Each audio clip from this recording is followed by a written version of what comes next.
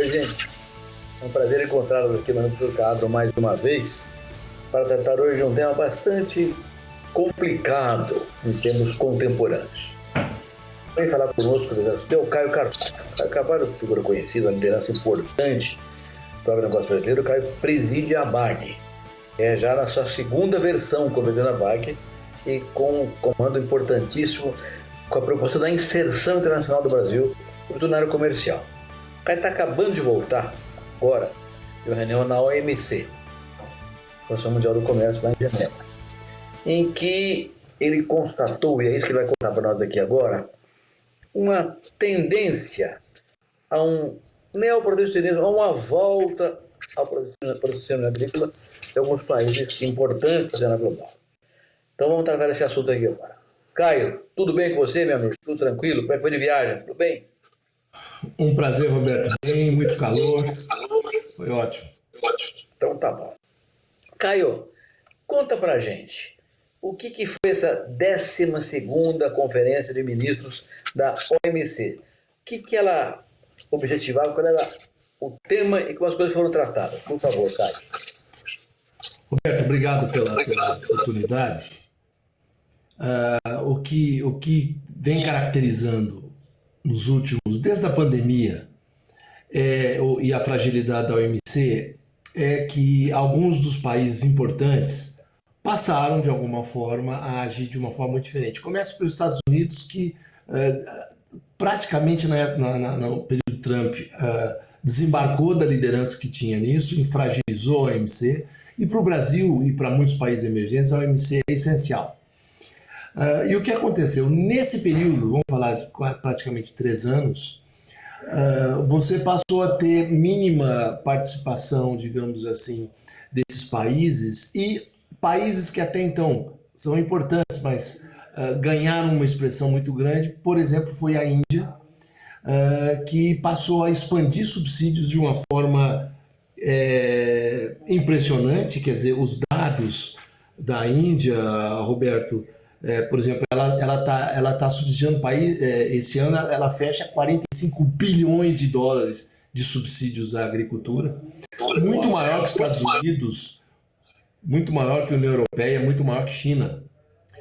E o que ela fez? Ela aproveitou, eu quero situar bem isso, ela aproveitou esse momento de segurança alimentar e tentou trazer de uma forma muito esperta, vamos chamar assim, conveniente, oportunista, ela tentou trazer essa discussão que há muitos anos, da sua época ainda, lembra de cláusula de paz, que você provavelmente teve reuniões lá, e que ficou uma contabilização que vem se arrastando, mas que as normas da OMC não permitem subsídios distorsivos nesses estoques, e ela passou a agir de tal forma que, não, nós temos uma insegurança alimentar, temos que aproveitar os estoques que temos e lançar esses estoques no mundo para poder apoiar. Na verdade, o que ela queria, de fato, era perpetuar uma posição e continuar dessa forma, com subsídios, criando estoques. Quando os estoques vão ficando até em situação difícil, do ponto de vista de qualidade do produto, ela solta no mercado e ainda com um discurso de soltar esses produtos, vamos dizer assim, a preços concessionais, que se diz, ou seja, abaixo de mercado, fazendo dumping. Claro que o Brasil, naturalmente, se assustou muito com isso. E quando fomos olhar, Roberto, aí eu digo fomos porque eu já estava inserido desde que entrei na BAG com os ministros da Agricultura, ainda era Tereza Cristina, Marcos Montes agora, com o ministro de Relações Exteriores e com o Meio Ambiente, que a gente queria atuar em 4 mãos, ou seja, nessas reuniões vai o setor público, mas vai o setor privado. Então, por isso que a gente está tão atuante. Eu fiz parte realmente do grupo, com todo o crachá que faz parte disso. E a gente então passou a lutar e entramos na reunião, Roberto, muito negativos, porque Estados Unidos está distante, grupo de Keynes distante, situação difícil.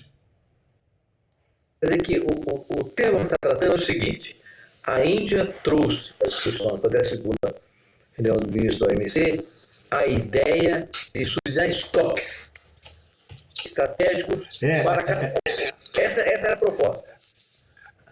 E mais do que isso, baseado em quê?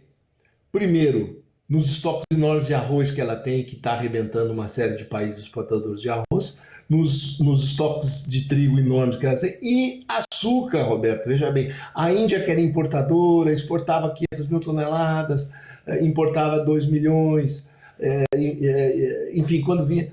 Ela está exportando 10 milhões de toneladas de açúcar, veja bem.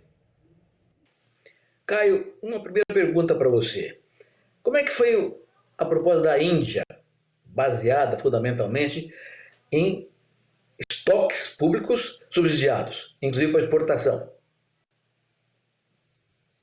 Os africanos, vamos dizer assim, tudo aquilo que a gente chama dos ACP, né, que você diz, os G33, que você se lembra muito bem disso, esse povo todo, de alguma forma, veja que interessante, Roberto, apoiado pela União Europeia, porque a União Europeia já fez isso no passado, e nós contestamos, mas ela já fez isso. Então a União Europeia também entrou nesse barco. A gente estava numa situação muito difícil e passamos a trabalhar Estados Unidos, com ele Canadá, sabendo que com isso viria o México.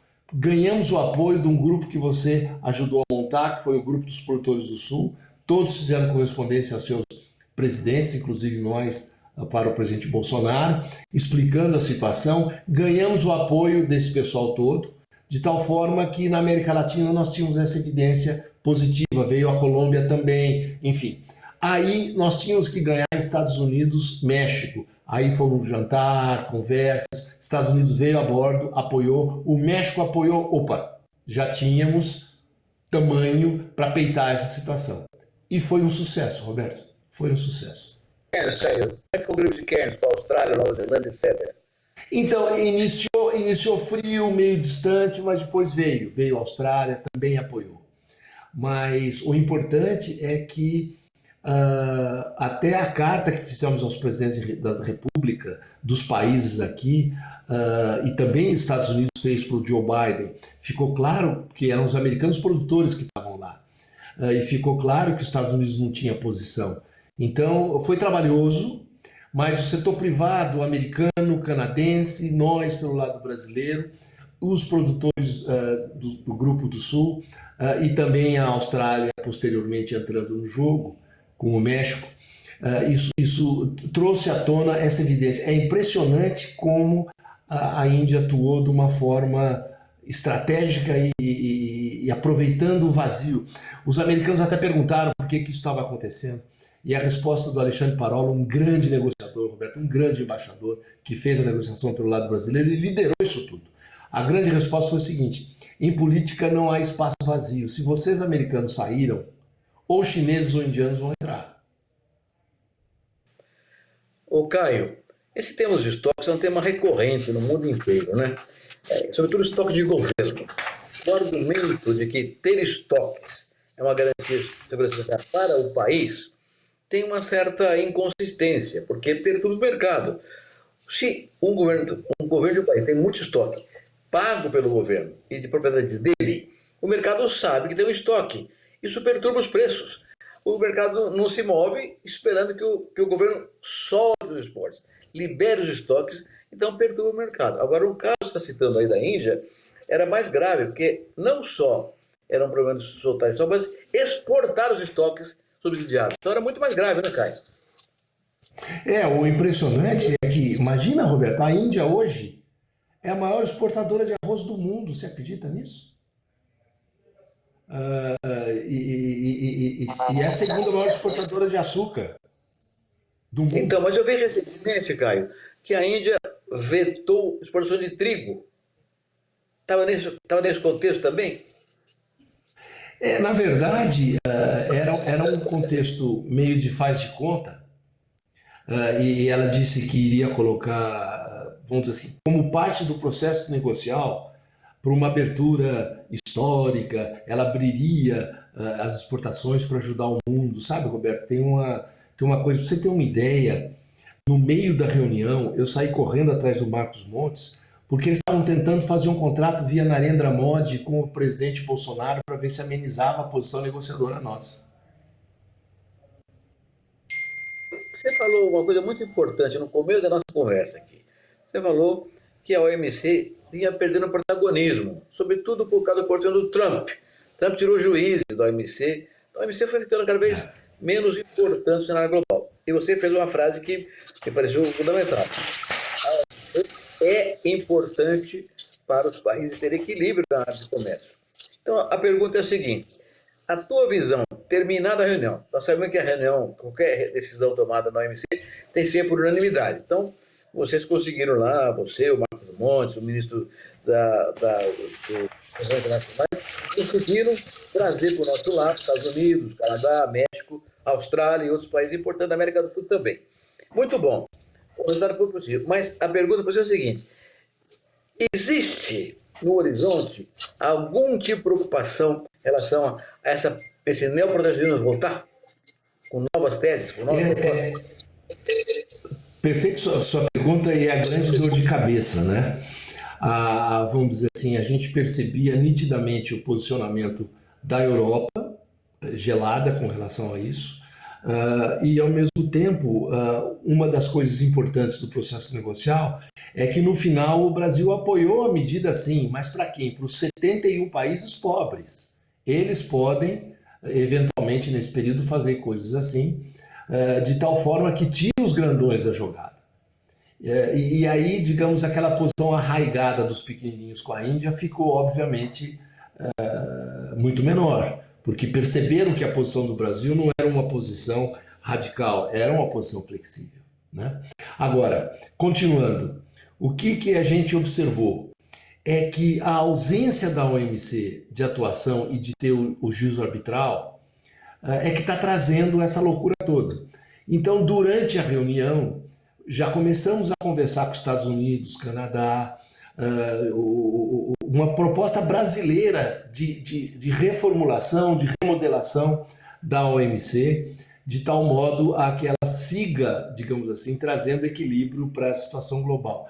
E, a princípio, percebemos que Estados Unidos e os outros acham interessante, é uma proposta que até lembra um pouco a ABAG, quer dizer, olhar a cadeia produtiva equilibrada, olhar o equilíbrio de ponto a ponto em todos os elos, para não ficar só na produção ou aqui, porque de repente foge para cá ou foge para lá.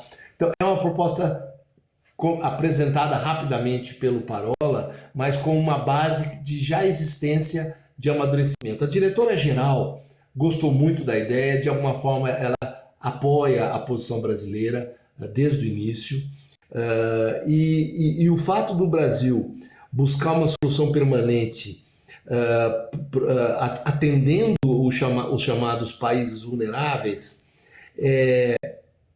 foi positivo. E deve emitir com o grupo de Cairns também declarações ministeriais, no qual se pede segurança alimentar, se consegue com um comércio agrícola mais aberto e sem distorção de subsídios. Então, o jogo, eu percebi, Roberto, volta de novo naquela linha que você conheceu de OMC, com o Brasil mostrando protagonismo, liderança, o que é muito agradável para a gente. E eu ouvi do Craig, que era o chefe do grupo dos Estados Unidos, que achava ótimo ter a liderança do Brasil nisso. Olha, gente, esse comentário do Caio é muito importante e tem que estar muito atento a ele, né? E tem a ver com o seguinte fato: protecionismo agrícola é um instrumento usado, sobretudo pelos países ricos, para tirar da concorrência países que são competitivos. No caso do Brasil, por exemplo. Então, eu me lembro muito, Caio, você participou conosco nesse período, em 2003, teve a primeira discussão muito séria em Cancún, em setembro de 2003, sobre a rodada de Doha, que é uma rodada criada com o explícito objetivo de flexibilizar o comércio agrícola mundial. Então, esse era o espírito da coisa. O que aconteceu? Os Estados Unidos e a União Europeia fizeram um acordo entre eles.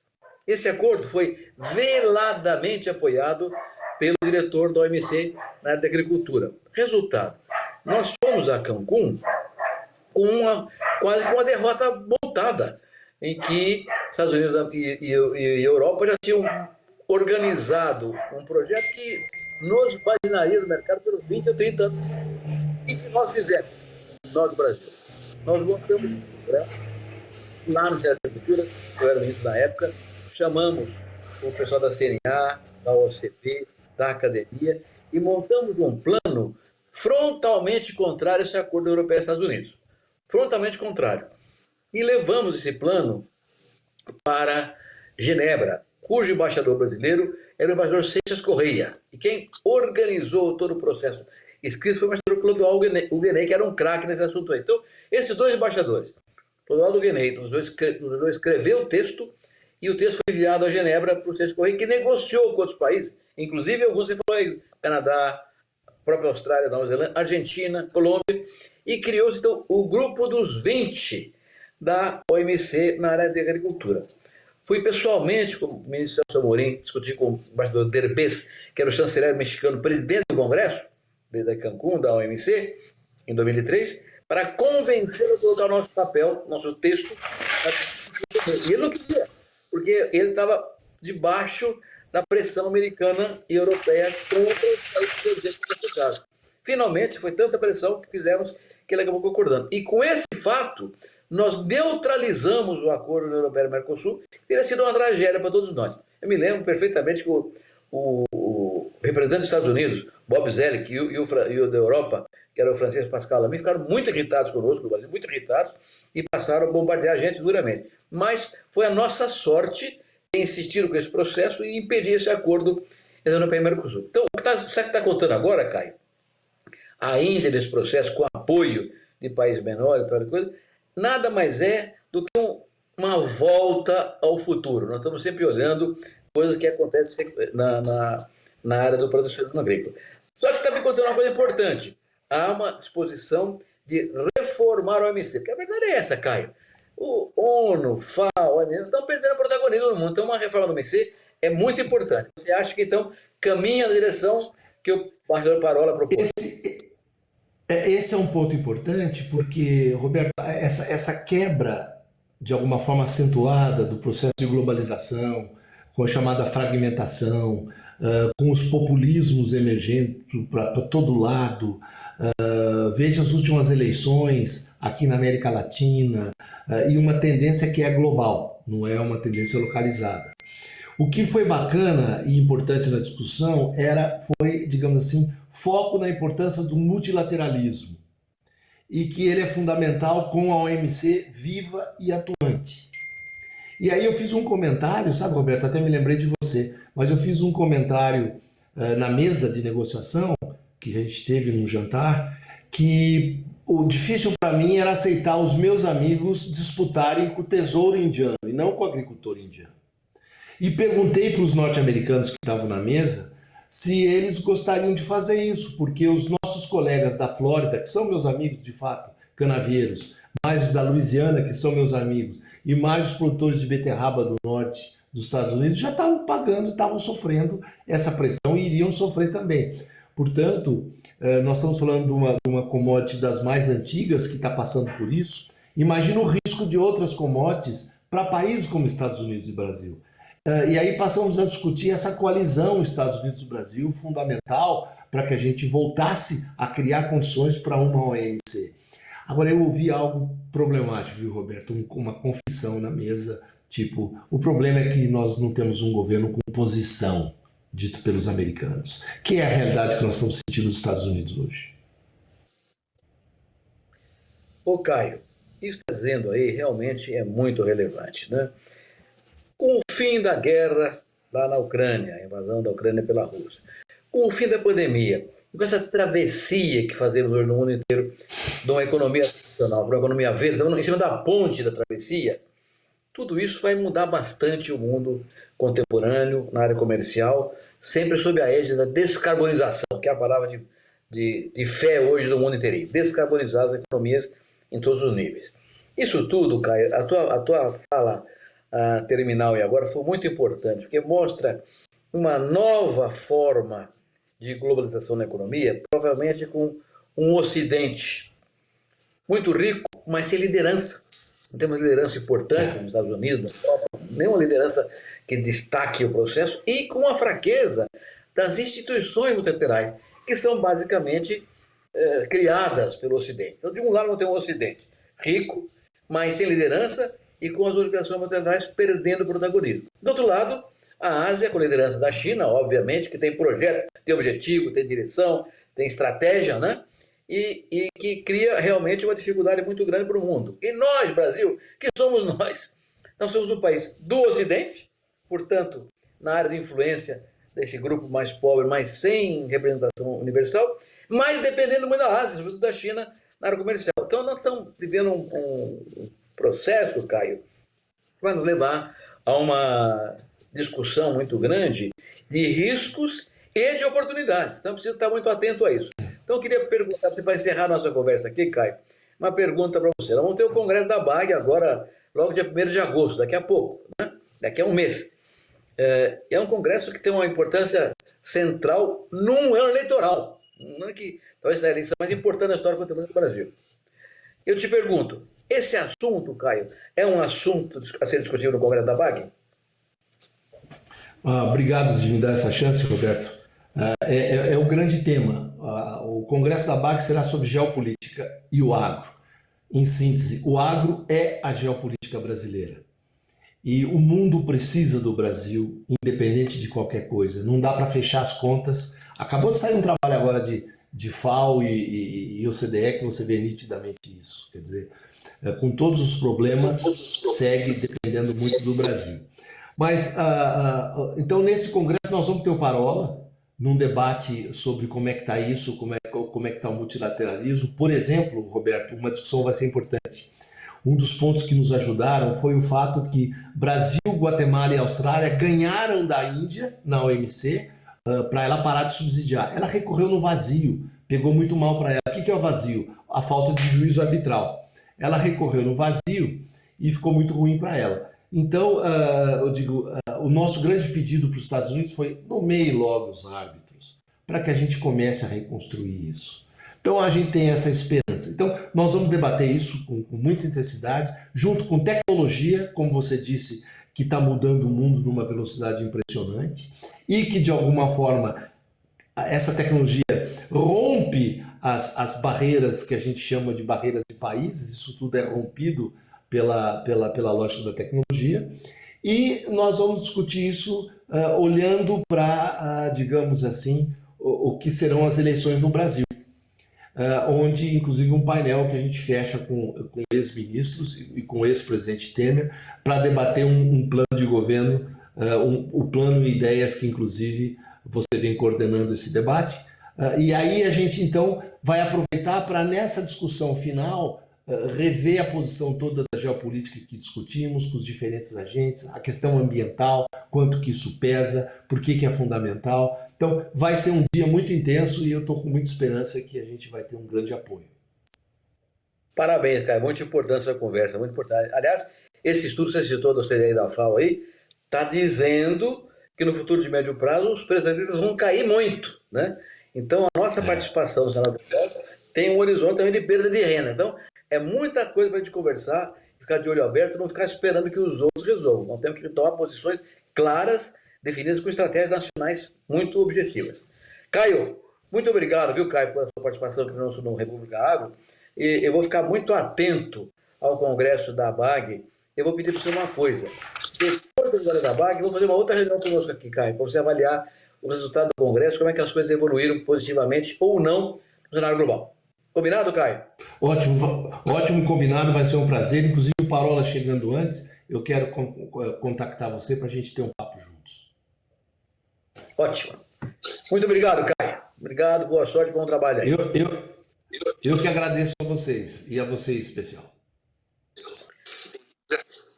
Olha, gente, o Caio deu uma aula para a gente mais uma vez, com a competência dele, mostrando que o tema da competitividade agrícola é um tema que vai ter muitos capítulos pela frente, capítulos cuja ênfase será sempre uma volta ao protecionismo por parte dos países ricos. De modo que, como o Caio já falou aqui, muito relevante, que a OMC tenha protagonismo e não perca esse espaço que ela conquistou no passado, na própria rodada de Doha da OMC, porque ela tem sido um elemento de equilíbrio, de bom senso, que neutraliza as ações protecionistas dos países grandes que podem afetar a gente. Foi o caso agora dessa reunião, da 12ª reunião do Ministério, em que a Índia lutou bravamente por estoques subsidiados. É isso aí, gente. Muito obrigado pela atenção. e até a próxima, se Deus quiser.